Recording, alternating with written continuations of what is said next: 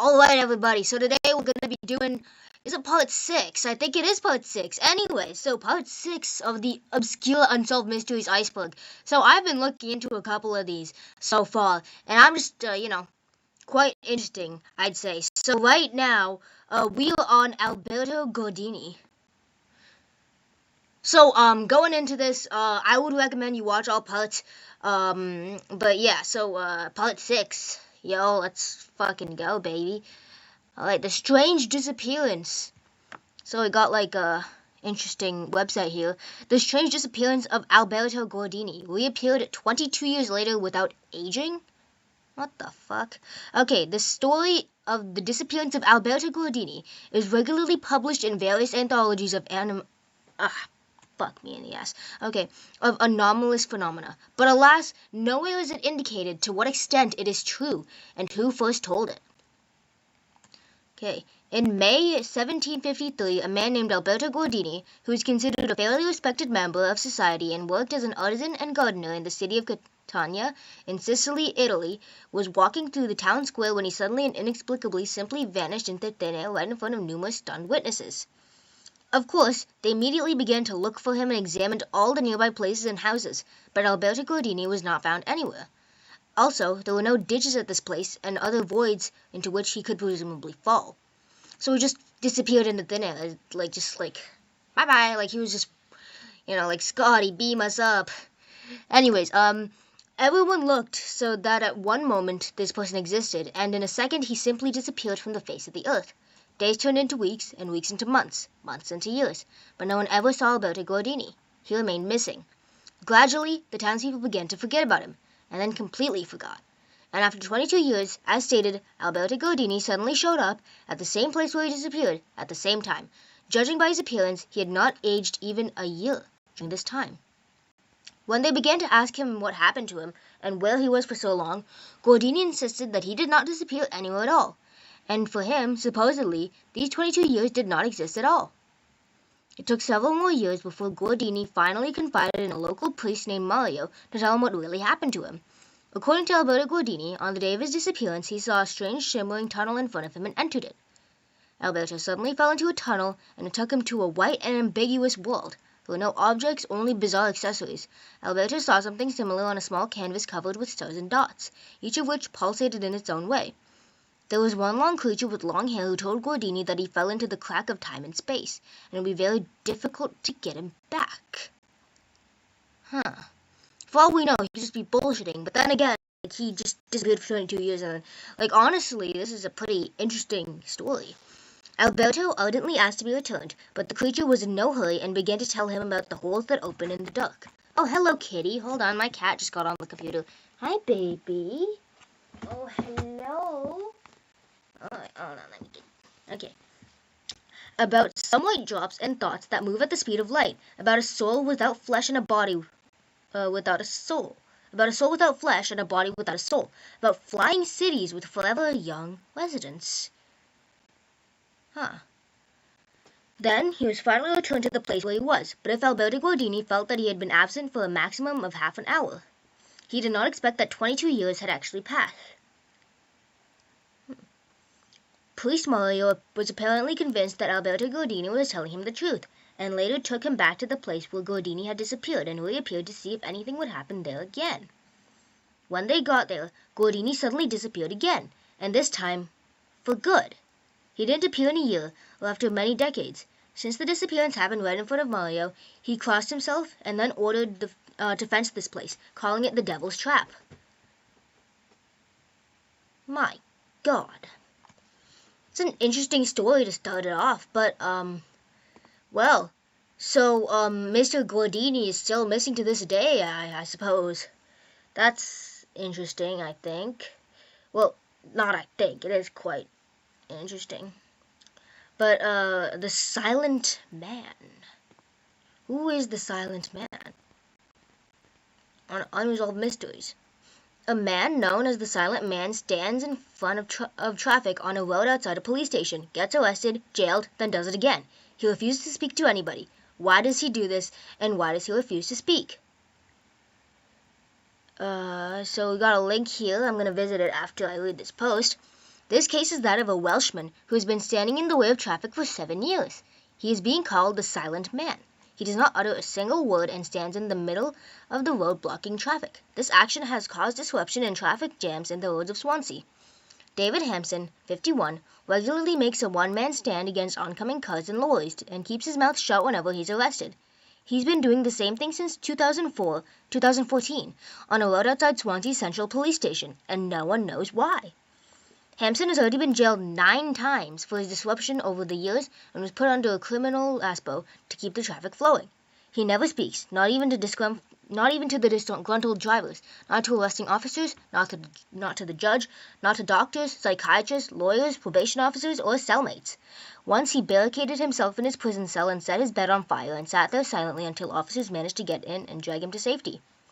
At a past trial in Crown Court, it was decided that he was mute of malice, that he's able to speak but decides not to, rather than mute by visitation of God, meaning he cannot speak. No one knows why he repeatedly blocks traffic on the same road, and it is a total mystery why he never speaks. Mr. Hampson has no fixed abode and is currently in jail, quietly serving a 3.5-year sentence. So this was posted 4 years ago, so he's out. Well, he would be out, but, I'm not sure. Might get arrested again. Why do you think he does this, and why does he refuse to speak? Edit. According to this article from 2015, he once draped himself on the bonnet of a Royal Mail post office van, with his face pressed up against the windscreen, no doubt terrifying the driver, and refused to get off, all while not speaking, of course. And another one where he won't let go of the car's grill. So I'm going to visit this little link there. Alright, the Silent Man has been blocking traffic at the same spot for 7 years. No one knows why. Oh, that's him. Sometimes the events occurring around us make us realize that how the world... dang it, I need to restart that. Sometimes the events occurring around us make us realize how this world is a peculiar place, filled with humans who have their own stories and logic to do things. More often than not, it is highly unlikely to understand the motives behind the actions of people. A similar case is that of an Englishman who has been standing in the way of traffic for 7 years. He is being called the Silent Man. He does not utter a single word and only stands in the middle of the traffic. This action has caused several traffic jams on the roads of Swansea, as reported by Metro UK. His name is David Hampson, and he has always been found at the exact same spot for the past 7 years. He is 51 years old, and no one knows the motive behind his actions. In 2017, he was sentenced to 30 years. He refused to say anything in his defense, and in 2020, he blocked the road at the same spot outside the Swansea Central Police Station again. He will be facing criminal charges now. He has not voiced his concern or the rationale behind doing this same thing every few months, so no one knows what exactly his motivation behind this is. However, the police have confirmed that he can talk but refuses to do so out of his own will. Moreover, he is not being described as a polite man. He's been arrested and sent to jail 9 times, and every time he refuses to explain himself. The judge says that they want to help David Thompson. Isn't it Hampson? Hampson. Not punish him. He may be spending the rest of his life in prison or in some facility to address his problematic behavior and the issues lying beneath. However, they are not sure if he wants to be helped. His next hearing is on August 31st. Now let's see this link here. Wales Online. Mysterious Silent Man. Cookies. Okay, sure. Mysterious Silent Man convicted of constantly causing traffic jams by standing in front of vehicles, then refusing to explain why to police officers, court officials, or prison staff. A man who constantly causes traffic jams by standing in front of vehicles, then says nothing to authorities, has been in front of the courts again. David Hampson draped himself over the front bonnet of a Royal Mail van on busy Dillabesh Street in Swansea with his arms outstretched and his face pressed against the windscreen, forcing the vehicle to halt. Okay. A man who constantly causes traffic jams by standing in front of vehicles, then says nothing to police officers, court officials, or prison staff, has been convicted for the 7th time. David Hampson, 45, of Swansea, began his behavior in 2014. He was given a conditional discharge for obstructing a highway, but immediately went out and obstructed a road in the city again.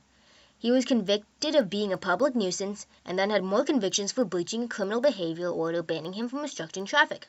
Swansea Crown Court heard that Hampson was released from prison on July 30th, but immediately went out and did the same thing. James Hudson, prosecuting, said Hampson draped himself over the front bonnet of a Royal Mail van on busy De La Beche Street in Swansea, with his arms outstretched and his face pressed against the windscreen, forcing the vehicle to halt. Why does he do this? He said nothing. He said car drivers were sounding their horns and some got out to see what was happening as traffic congestion built up. PC Kevin Roberts, who was called to the scene, said he first suspected Hampson may have been involved in an accident and asked him if he needed help, but he said nothing. He said, "I took him by the arm and led him to the side of the road." The officer took him to nearby Swansea Central Police Station, where several members of staff recognized Hampson from a previous obstruction incident. Hampson, who had no defense representative and who had said nothing to fellow prisoners on remand, court staff, or police, was found guilty on Tuesday afternoon of yet again breaching the criminal behavior order stopping him from obstructing traffic. The jury took around 5 minutes to come to a unanimous guilty verdict. Mute of malice. Earlier, under what is believed to be Victorian legislation, another jury has found Hampson guilty of mute of malice, which means deliberately being mute. This is different to what the court describes as mute by visitation of God, which means to be mute because of physical or psychological illness. During that trial, 2 members of staff who deal with bringing prisoners into court for a private security firm testified that Hampson had spoken to them. One said that he requested a coffee, and the other said he asked to use the toilet. Judge Paul Thomas, QC, is due to sentence Hampson at a later date. He told the jury, "This is an unusual case in that the defendant has, for reasons of his own, chosen not to say anything." The root of his behavior. During the trial, Hampson, who was remanded in custody, oh my goodness. I am totally... Okay. I need to take it slow. Okay.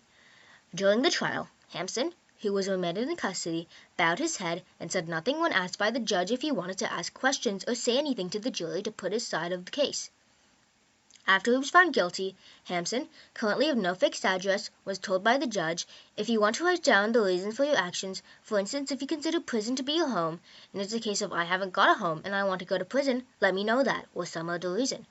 Judge Thomas asked Prosecutor Mr. Hudson to make inquiries with the South Wales Police about the possibility of the defendant being sectioned under the Mental Health Act. Hi, baby. Sorry, my cat is being cute. Okay. He also asked if it would be possible for the court to examine Hampson's medical records in an attempt to get to the root of his behavior. Interesting. So this guy is like... Interesting. Alright. Last article. Wales Online. Alright, so this was in 2017 again. Silent man who repeatedly blocks traffic on busy Swansea Road is jailed. Again. David Hampson refuses to speak to police officers, probation staff, or doctors, but talks when he wants to. Alright. A man. Why is that capitalized? A man who refuses to speak in court or appoint lawyers has been jailed for 3 years for standing in the middle of the road and blocking traffic, in defiance of court order designed to stop him. David Hampson has walked out of prison from a previous sentence and gone to Swansea Central Police Station, where he stood in the road and stopping rush hour traffic. Interesting choice of grammar there. I think it's... walked out... Oh, yeah, it's good. Okay. Sorry, I'm just woke up.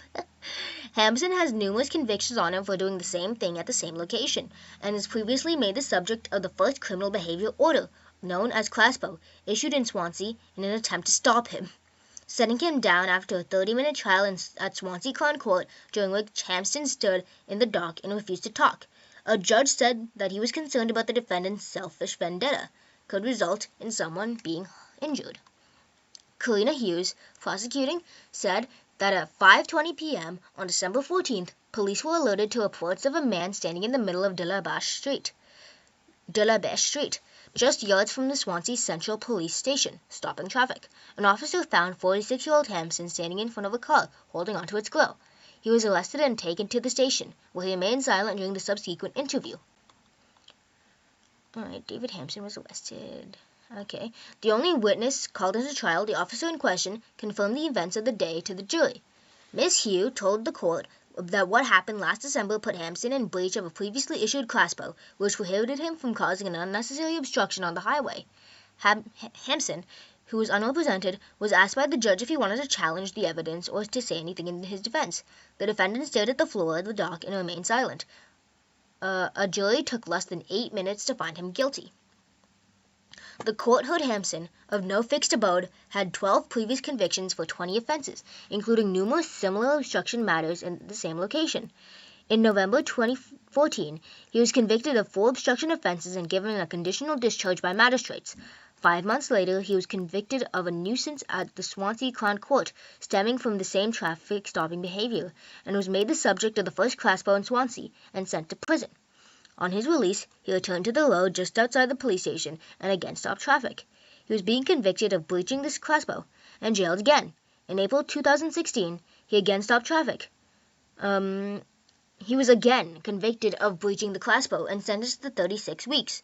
While in Swansea prison, he set fire to his cell and was sentenced to 2 years for arson.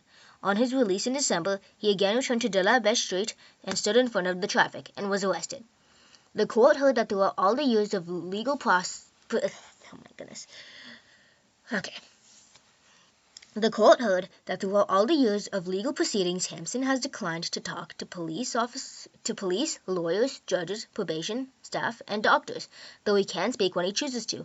Earlier this month, before the trial of breaching the crossbow would go ahead, Hampson was found guilty at trial of being mute of malice, rather than mute due to visitation of God. That is, he chooses not to speak.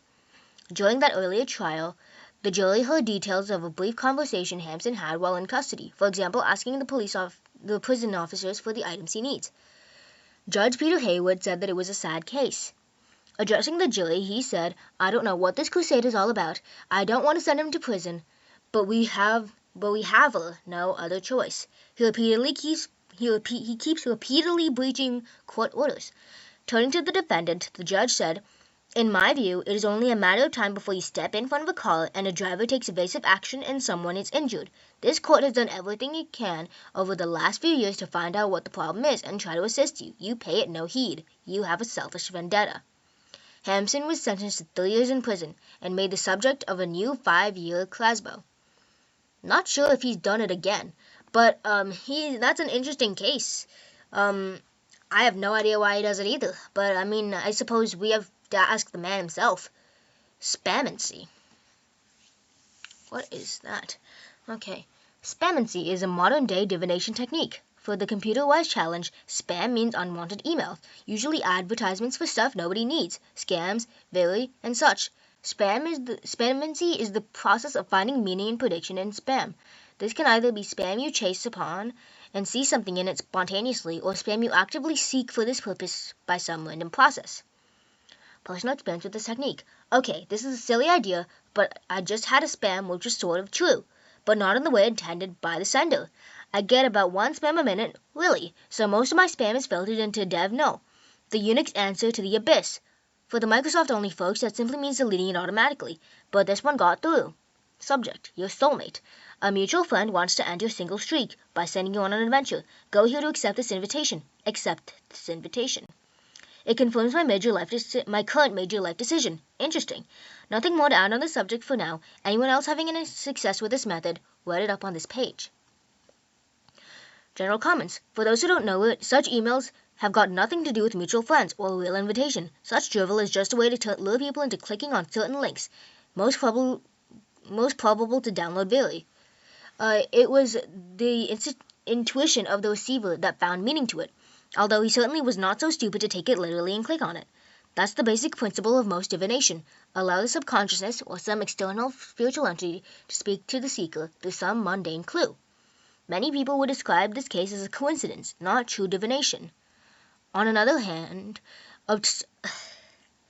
observing spontaneous coincidences and finding meaning in them is definitely a divination technique, if it yields information about the future or other things that are not readily observable. On the other hand, some people use the word divination in a wider sense. That includes information about the seeker's situation or mental state that are already known to him/her, or at least it could be known if he/she chooses to see it. Aside from that personal experience, the idea of spamancy sounds interesting, but in fact, it might work like another brand of bibliomancy. Almost everyone has an email account dedicated to signing up for things that will invite tons of spam. How about playing with that a little bit? This could also be an invitation to contemplate what spam means to us. Not only computer spam, most advertising can be defined as spam, in a way. Huh. Well, I'll have to try that once I get the chance. I mean, yeah. Maybe it is just a coincidence, but maybe it isn't. We really could never know. Angelology. The theology of angels is science that studies in the light of divine revelation the invisible world of spiritual intelligences, good angels created by God, who assist man in the attainment of his salvation and share with him the divine call to supernatural grace and glory. It is a true science.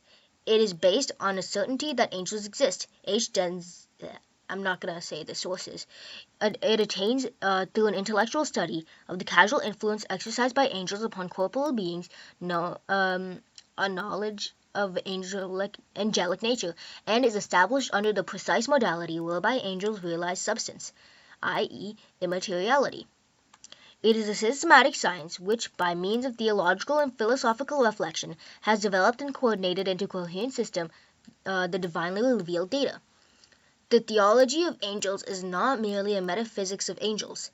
It also shows that the relationship of angels to the government of the universe and the Christian economy.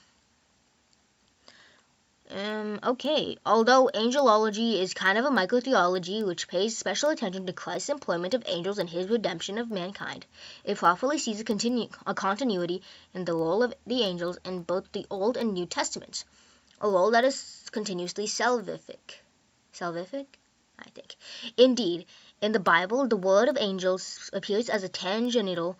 Oh my God. Tangential. Oh my God, what the fuck am I saying?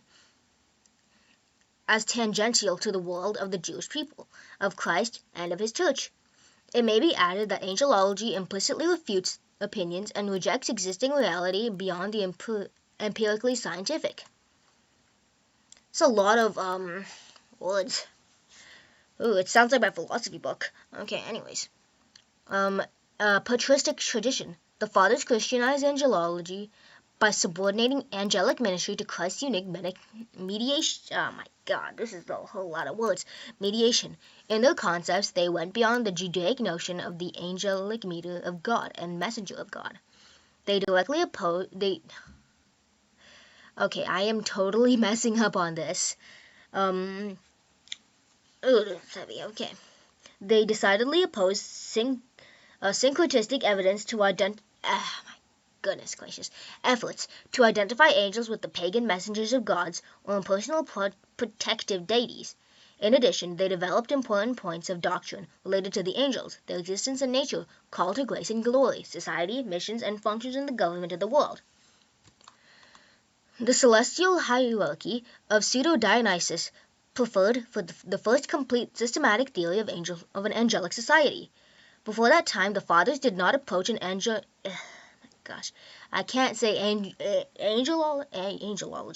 Did not approach an angelology.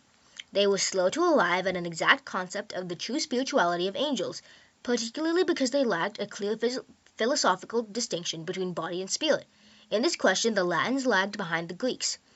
In general, it may be said that there was no apparent progress in systematized angelology from the 7th to the 13th centuries. Scholastics. The interest of early scholastics, largely of oh my goodness, how long is this? Oh, Jesus fucking Christ. Alright, I suppose it's the study of angels, but, yeah. Take from that what you will. You can find the link on this, Unsolved Mysteries chart. It's like the first, thing when you search that up on Google. I cannot get through that. Well, one, I don't want to, and, two, it's pretty heavy. It's pretty heavy. Last one for today. J.K. Rowling doesn't exist. Interesting. Film director sparks debate over origins of Harry Potter. A Norwegian film director has sparked a debate in Norway over whether J.K. Rowling really is the enormously successful author who launched the Harry Potter craze, or whether she's just a good actress fronted by multinational commercial interests. Film director Nina Grunfeld simply thinks that the rags to riches story of J.K. Rowling is too good to be true. Writing in a commentary in Norwegian newspaper Aftenposten's current cultural pages, I probably pronounced that wrong, I'm so sorry, this week, she questioned whether it's really possible for Rowling to have been the sole creative force behind what's become an international book and movie empire. Grunfeld recounted the stories told about Rowling, where it's claimed the aspiring author was a poor single mother with a hungry child to feed, who got the idea for Harry Potter while she sat on a delayed train between Manchester and London. With no money for paper or an office, Rowling reportedly started scribbling out the story of Harry Potter on paper napkins picked up in Edinburgh's cafes. Grunfeld called it a fantastic story that gives hope not least to single mothers around the world, as well as mothers with unrealized dreams and strong purchasing power. But can a person be so productive and commercially successful in a media industry where nothing is left to coincidence? Wondered Grunfeld. Is it possible that a person can write 6 thick books that are translated into 55 languages and sell more than 250 million copies in less than 10 years? Is it probable that the stories then get filmed and commercially exploited to the degree seen here, without any well-thought-out strategy or highly professional players behind them? Excuse me. And then came Grunfeld's provocative question. Is it possible that J.K. Rowling exists? Her own answer. Who do they think they're kidding? Not me. Grunfeld then went on to float what she willingly concedes may be conspiracy theory, that the books instead have been produced by hack writers, like those at the syndicates that produced the Nancy Drew mystery series for young readers. The author printed on all books. Carolyn Keene never really existed, Grunfeld notes, adding that she thinks Rowling is a product of a giant concern with the names Bloomsbury Publishing plc and Warner Bros. In the concern's ranks. Alright, I may be both paranoid and conspiratorial, but I can't shake the thought that J.K. Rowling is a pseudonym, along the same lines as Carolyn Keene, who wrote Grunfeld. The 36-year-old daughter of a prominent psychiatrist who has been decorated by King Harold. Grunfeld recently completed a highly acclaimed documentary on her father's life as a juvenile Jewish refugee from Slovakia, who was sent to Norway in the 1930s, and known all too well for the challenges artists faced in securing financing for their projects. I think the secret behind J.K. Rowling is guarded more strongly than the entrance to Willy Wonka's chocolate factory, Grunfeld wrote. The truth, she believes, won't emerge until the market for Harry Potter is saturated, until the actress behind J.K. Rowling gets tired of her role, and not until the real authors behind the pseudonym feel an enormous need for recognition. Pure speculation. Nonsense, replied the Norwegian publishers and translators. Torstein I can't pronounce that at all, I'm so sorry. Who has translated the Harry Potter books into Norwegian, says the books offer evidence that just one author is behind them. He notes how it took 3 years to get the 4th book finished, and he sees consistent weaknesses in Rowling's writings that no group of hack writers could leave behind. Tom Dahl, of publishing firm Dam, which releases the books in Norway, says he doesn't take Grunfeld's theory seriously. This is pure speculation, Dahl told Aftenposten on Thursday.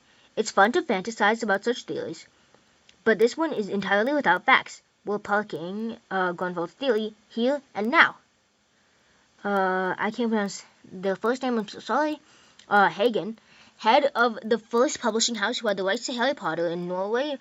Oh my goodness, I'm so sorry. I'm like genuinely so bad at pronouncing things. Oh my goodness. Laughed at Grunfeld's commentary in Aftenposten. I met the author, Rowling, a few years ago, and she was decidedly genuine and human. In addition to being a charming and quite special person, Hagen said, there are actually some people who are very talented and productive. Interesting. Well, I mean, considering what Miss Rowling has done of late, you know. But, well, yeah. Do you think J.K. Rowling exists? I have no idea what to think about that. But, yeah. So, anyways, I will see you when I see you. And I hope you enjoyed. And, yeah. Bye-bye!